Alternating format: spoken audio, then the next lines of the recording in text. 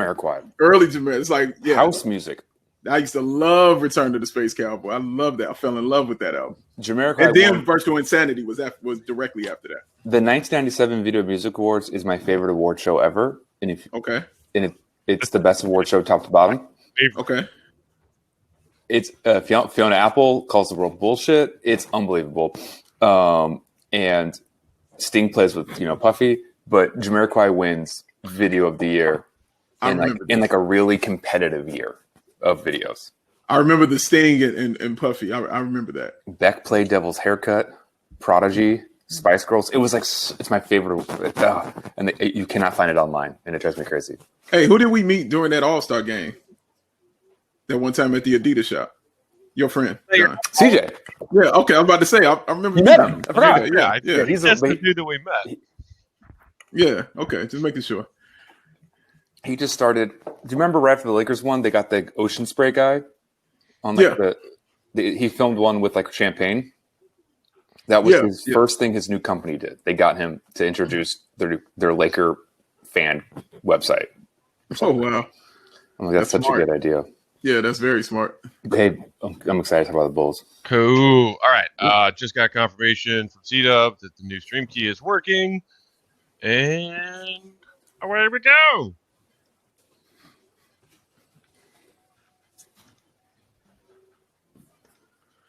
All right, everybody. What's going on? Welcome in. We are the Bulls Outcasts. This isn't quite the stretch for tonight because we had a little delay while Dave and I had to subject ourselves to the Bears game. I am Matt. That's Big Dave. That's John Sabine. We're here to talk about the Bulls' loss to the Clippers this afternoon. Another heartbreaker in LA that makes the Bulls 1-3 on that 4-game road trip. They will now come home, have a couple of days off before taking on the Celtics on Tuesday. Fingers crossed, because the Celtics had their game today postponed for COVID-related reasons. But, guys, I want to start with Patrick Williams tonight.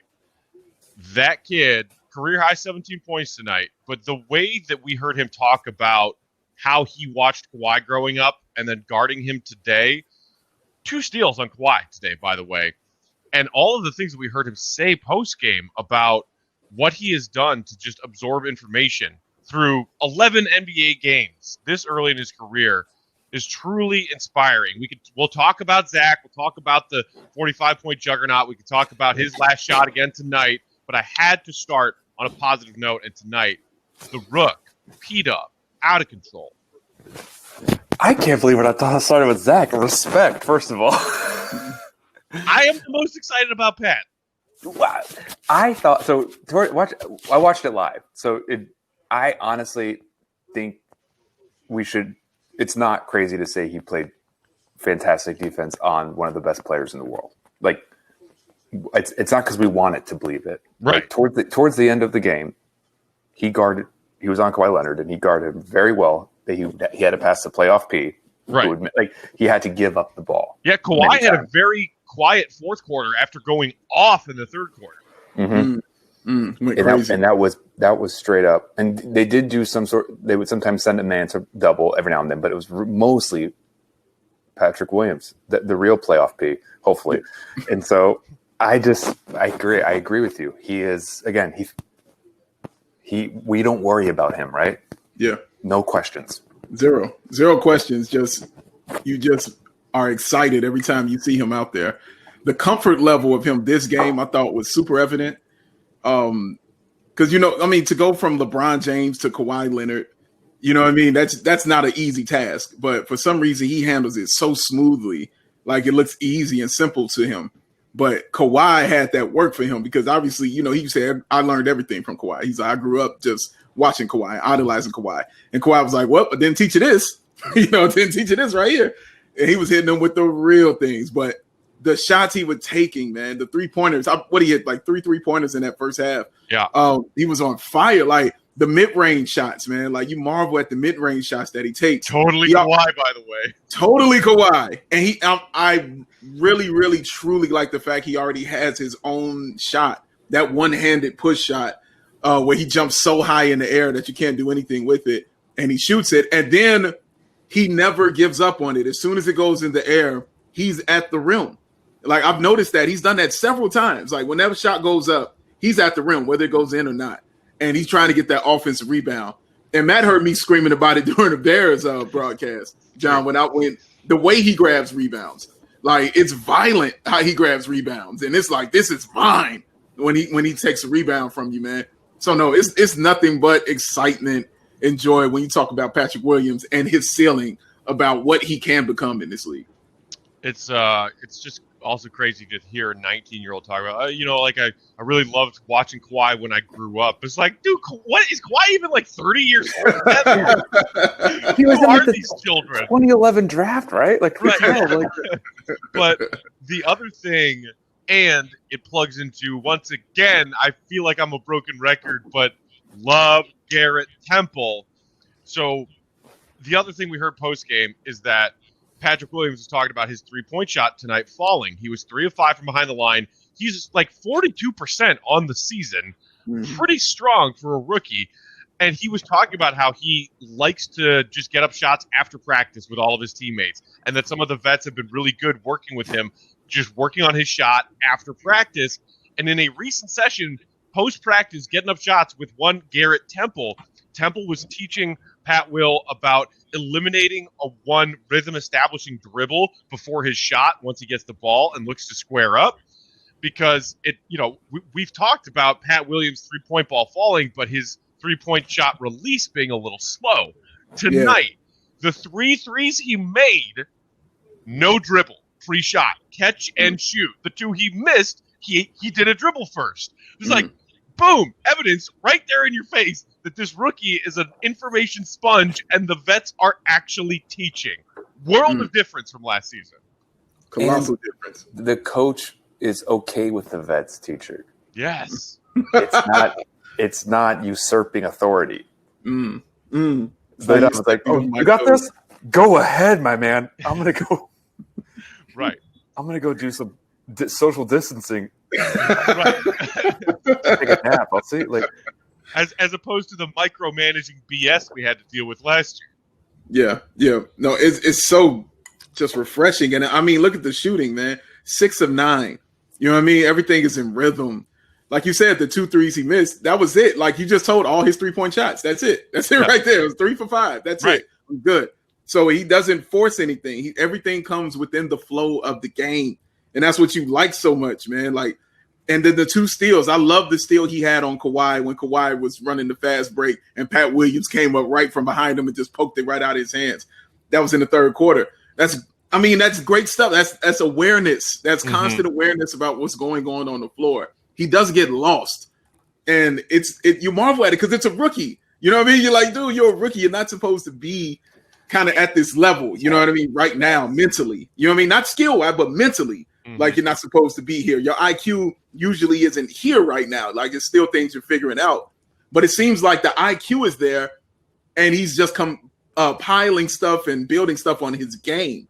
And that's even scarier. You know what I mean? Because usually this right here in the mind, you try to work on last. You're like, okay, your shot's working. This is great. Soon as or you get more comfortable with it. Okay, but you got to know when to take over. You know what I mean? You got to know when to do this. You got to know when to do that. He's like, no, I got that part. So show me the dribble that you told me not to take. Like, just show me that. Like, let me get that part down, and then we'll move on. He's light years ahead of the competition, man. Seriously. I like Nishka saying, is it fair that it reminds you of how Kobe studied Jordan, idolized Jordan, and modeled his game?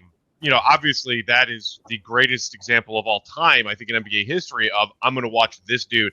You watch an MJ post-up move and a, Kobe post-up move. You watch the way that they work their bodies against their defenders, the way that they release on, fadeaway jumper. It's the same. It is a mirror image.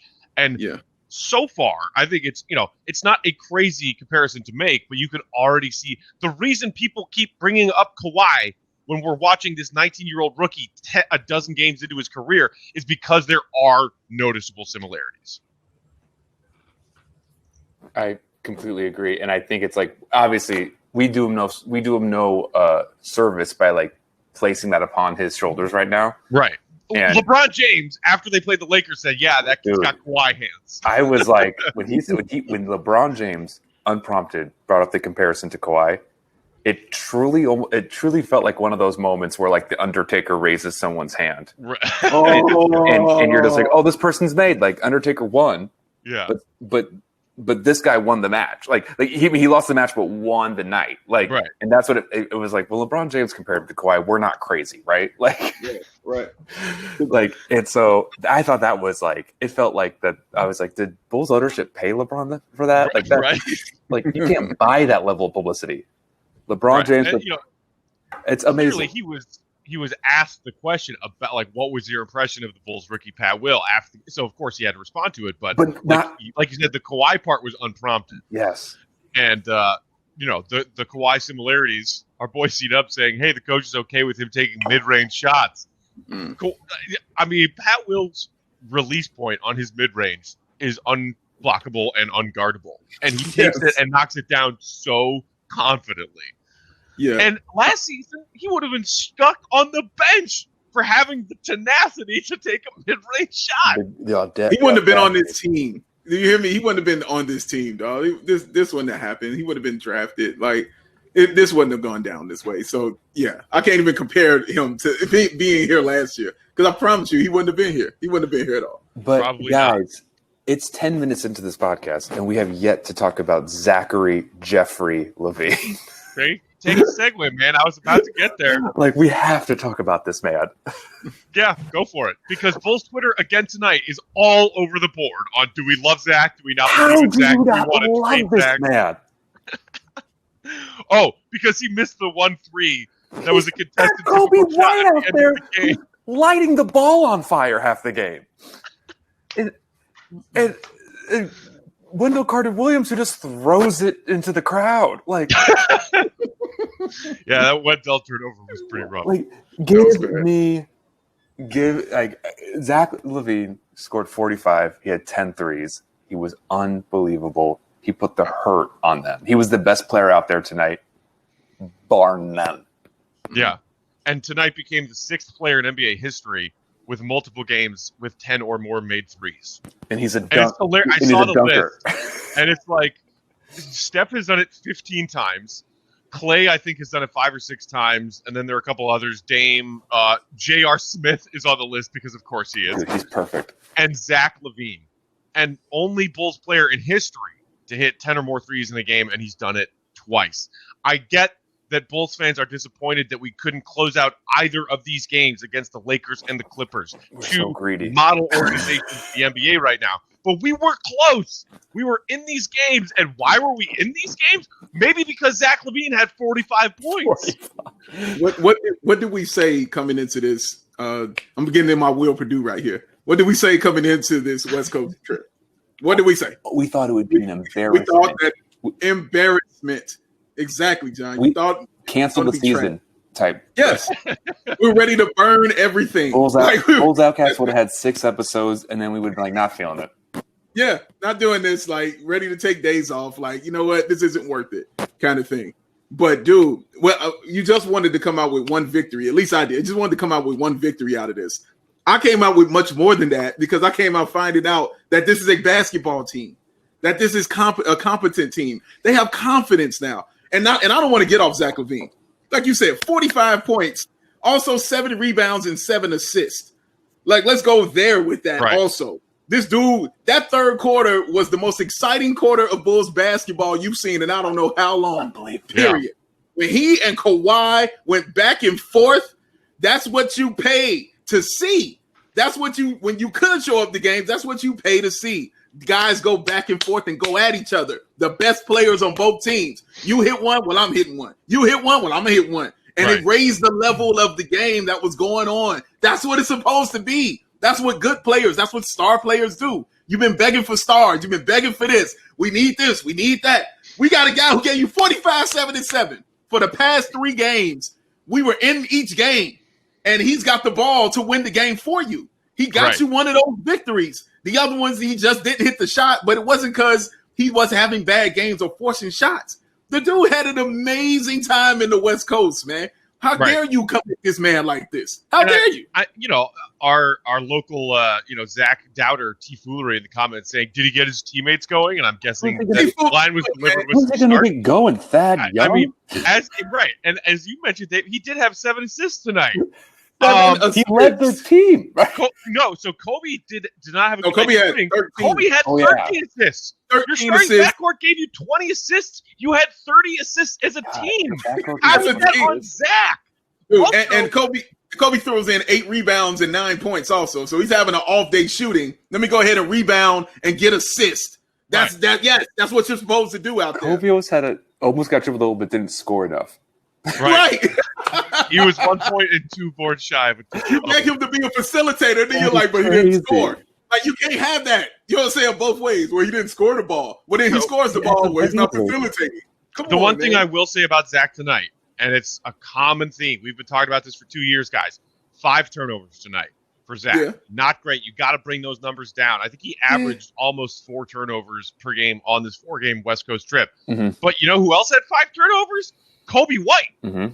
Here's the other thing. Zach played 42 minutes. Kobe played 43. We're talking Tibbs minutes tonight, right? Baby, Tibbs, dude.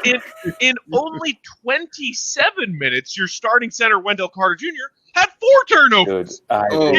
In 2/3 of the minutes, he had 4 turnovers. Kobe and Zach's 5 apiece. The turnovers as a team were bad tonight.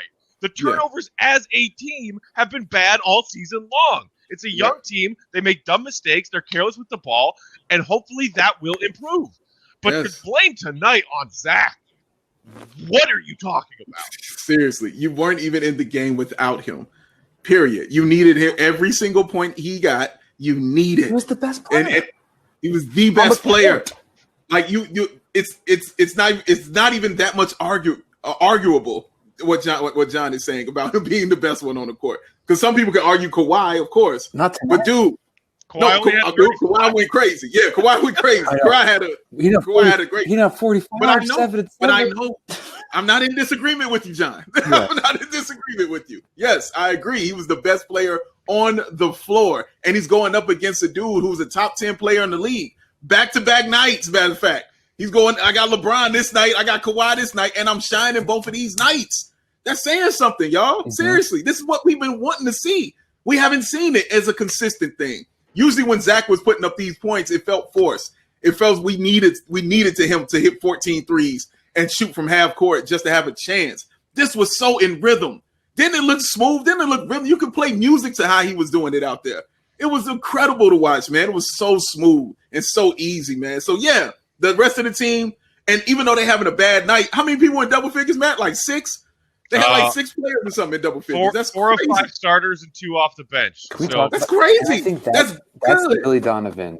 I feel like that's a huge thing that is like completely new and completely positive we can take away from the Billy Donovan era. Like experience so far is that it is equitable with offense. Yeah. Because some might say, Zach scores 40 or 50 and we lose, a la Bradley Beal and the Wizards over the last couple of years. But it's like, if on some nights that is what keeps you in the game, and the Bulls were in the game, then that's part of the operating system. Some nights, superstar players or star players that can go superstar, supernova, have nights like that where you say that's part of the game plan because we need it. Yeah. With Zach, I feel like when he does that, when he has nights like this, and he has 45 points, he has one tough miss late in the game, or a turnover late in the game, or Bulls fans just come out of the woodwork in droves saying, does he make his teammates better? Did he get the win? No, hollow points. And I'm like, but they were there. He cut the lead to 1 with a ridiculous step back 3 12 seconds ago. Like, what more do you people want? This is the most successful West Coast road trip in like 5 years, right? Yeah. In terms of like, it was like a 1 possession game almost every game. Every game. Like, listen to the scores. 111, 108, 128, 124, 117, 115, 130, 127. You're in every one of these games with a chance to win. And you're a team that doesn't know how to win. See, I think people are forgetting all this all of a sudden. Like the Bulls just were a team that knew how to win and knew how to put it together and were just injured and stuff like, no, this team don't know how to win. Nobody knew how to win. They're building stuff. And this is part of the building. Like they're learning to walk. You can't expect these dudes to be jumping when they barely are learning to walk. They are just learning how to take a 1 foot in front of the other. This is a process. So the fact that they're learning how to win and the fact that they're learning to be comfortable with each other and be confident out there. It's the most confident you've ever seen Wendell Carter Jr. in your life. This is the most confident you ever seen him since he's been on the Bulls. Kobe White out here looking like a facilitator tonight when he's not scoring tonight. Patrick Williams, like we said, he's a rookie out here doing. Garrett Temple with 18 and 6. That was amazing. So Denzel Valentine is out here contributing, for God's sakes. What are we talking about? Dude. They're getting better, man. And we still don't even have Lowry back. Lowry still ain't even here. And what are you talking about? Like, let that stuff happen first, and then you can get all those complaints. So they got to build and they got to learn. It's Sunday, and it's church with Dave. And Sunday games are church with Dave. We just got taken to church. Thank you, Reverend Watson.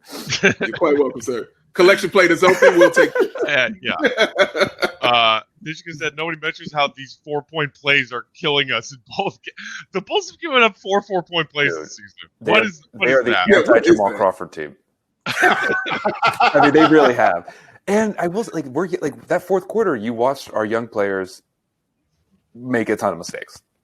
Yeah, and so hopefully they learn from it. Like they're young, right? But I think I am putting faith in the fact that we will start to see differences, and we will start to see them close, because even this is a noticeable difference.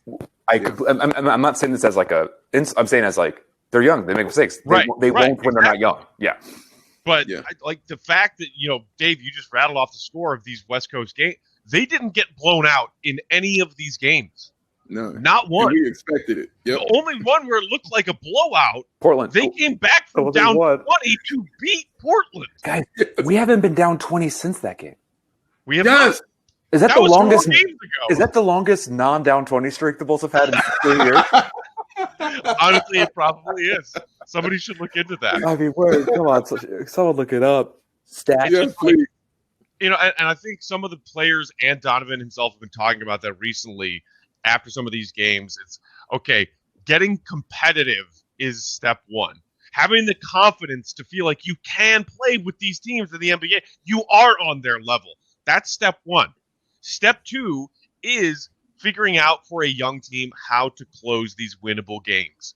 Because the Bulls lost a lot of close games last season, but none of them winning even felt within possible, like within a possible realm of reality. We always knew we were going to cough it up. We were going to find a way to lose. When we were watching the Lakers game the other day, when we were watching the Clippers game today, I genuinely thought they had a chance to win. And while it's frustrating that they didn't close either of them, even that belief that they can get to the next step of figuring out how to close these games against quality opponents is hugely different from the past couple of years. Yeah, and that's key of what you're saying, Matt. That key word you're saying is quality.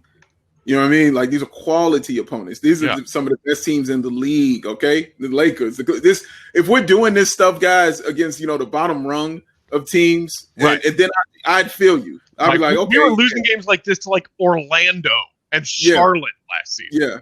Yeah, right, exactly. You know what I mean? We were trying to get out those wins in Bud City. Pretty good. Charlotte's pretty good now. Charlotte's pretty good now. But last year they weren't. No. You know what I mean? Last year they were trash, and we were worse than trash with that because we were trying to squeak out wins, and they were running us. You know what I'm saying? They were running us. That's the stuff we're talking about. Now we're feeling like, hey guys, we're not bottom of the league anymore. You know what I mean? Like, teams can't go to the club the night before.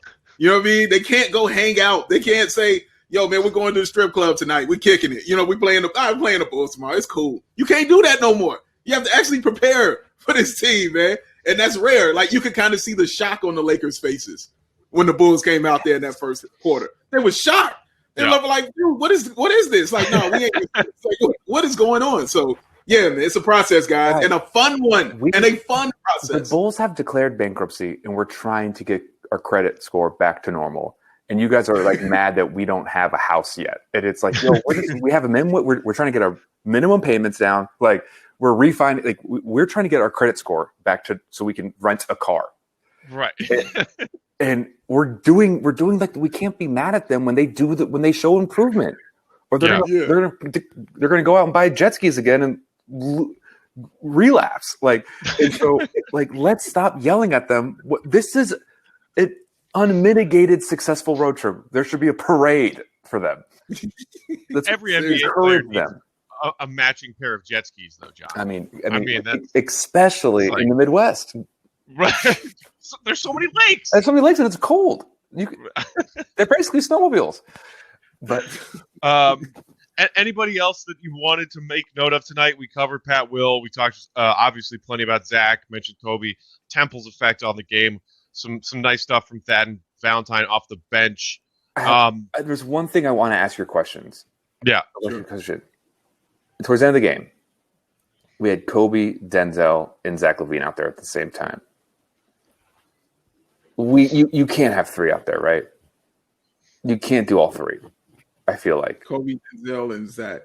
Why not? Why don't you feel they can do all three? It was the same type of dude. You know what I mean? Like it was just like red light score, and I think that was, and I think they all played well. This isn't like, I don't think it's like one is bad. It's just like I just felt like it was that combination. I feel like didn't. It's the only thing that stood out to me towards the end. That's all. I don't know if it stood out to you guys. And I mean, correct me if I'm wrong, but that's the last time that we saw Denzel getting late fourth quarter minutes this season. Good for him. Which could be, someone check out the results of where the Bulls are as far as the availability. Because not only do you have these guys, two of whom who have tested positive, and then two more who are at home in Chicago isolating because of contact tracing. Now on this road trip, you lost Otto Porter Jr., who was like playing bigly important minutes for you. And, so obviously I mentioned the 40-plus minute nights for Kobe and Zach. Temple inserted into the starting lineup 36 minutes for him tonight. Pat Will played a career-high 36 tonight.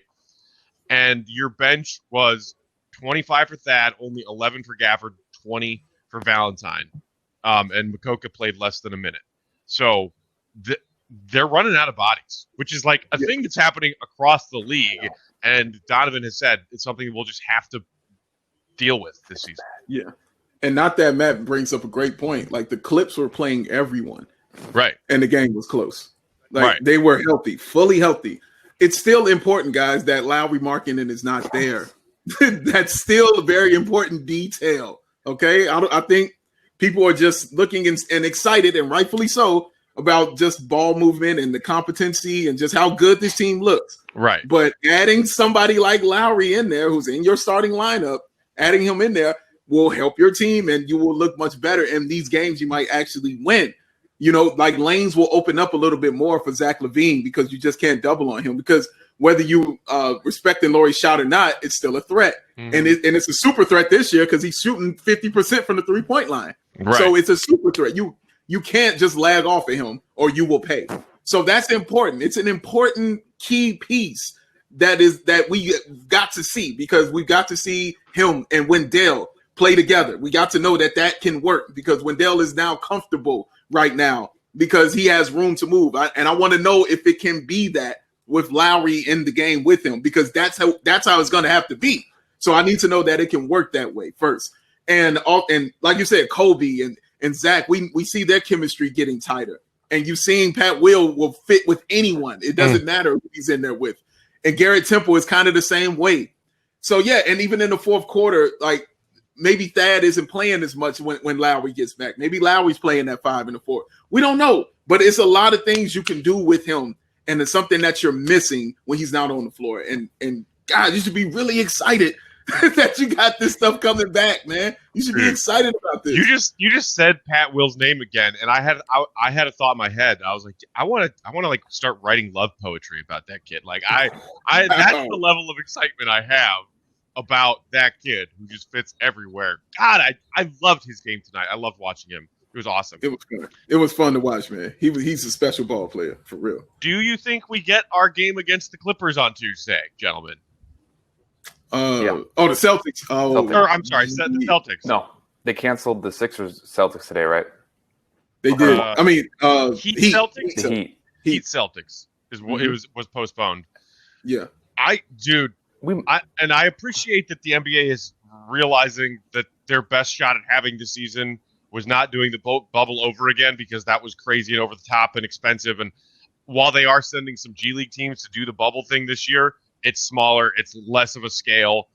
And they said, we're going to just have to try because of their extremely strict rules about contact tracing, safety and protocols, regardless of positive tests or just inconclusive tests or guys who are exposed to teammates or other people in their lives who have tested positive. Availability on rosters is getting wiped out across the league. I don't know. It's crazy to think that, like, we watched NFL Wildcard Weekend just now. I didn't think the NFL was going to make it that far. I know. I truly did not. So I don't know where it goes from here, but the Bulls might be experiencing their first, dose of COVID reality in the new NBA season as we get closer to that tip-off on Tuesday. I don't think the NBA thought that we would still be handling this when they looked at other countries. I think this is – I think the NBA shouldn't be, like, not held liable, but I do think they envisioned a different – look at other countries. Well, it was only a couple of months ago when the old season ended and they started making plans for this season.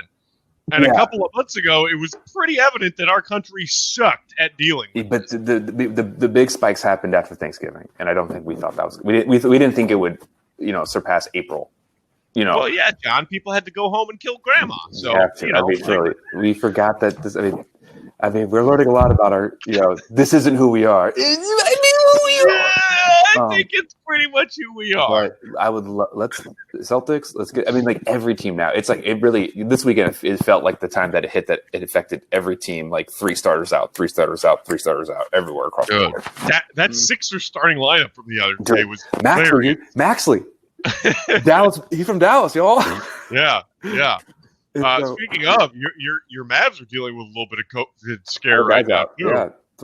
And I proposed the possibility to John that he hadn't thought of, that it could have been from the Bulls, because the Bulls and Mavs played each other on the 3rd. He texted me. Were both positive. He goes, "Do you think that they got it from the Bulls?" And I was like, "I do now." Why did you say that? I don't think I did. Why did you say that? Why did he say that? Yeah, I hope there's games, and I hope people are healthy, and I think they're being cautious. I think it's like people are sitting just for protocol, and so hopefully it's nothing. And thank you for the tip so much, Nikisha. Thank you. That's really nice. Appreciate that. And I mean, if the Bulls and Celtics are able to play Tuesday night, and we hope they are, I think it's safe to say that the Celtics will be without Jason Tatum for that game, correct? Mm-hmm. Yeah, definitely. So, I mean, you just look at the games we had against the Lakers and Clippers. Came up short, yes, but so competitive. World beaters. You look at the Celtics, you're like, we can beat that team, right? Yeah. Like, that's the key of what this West Coast Conference trip did. It gave you confidence that you can be on the floor with these teams, because those are the best teams, and you hung with all of them. And so now you're like coming back home, like, we've got confidence now. We know we can play with these teams. So, yeah, I'm excited to watch this, man. Dave, thanks for shouting out the West Coast Conference. No one talks about that conference.